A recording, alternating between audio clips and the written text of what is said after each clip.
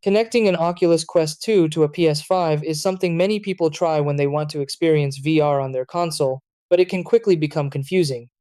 At first, it seems like it should work just like connecting any other accessory, but the reality is a bit different.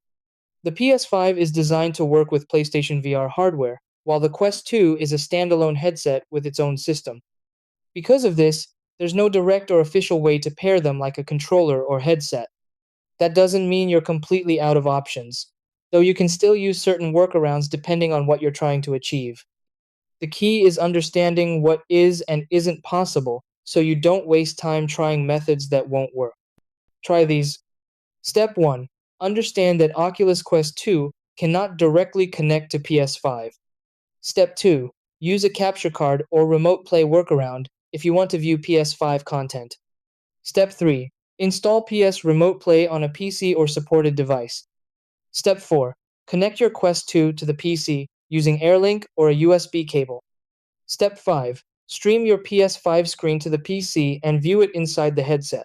Note that this method does not provide true PS5 VR gameplay.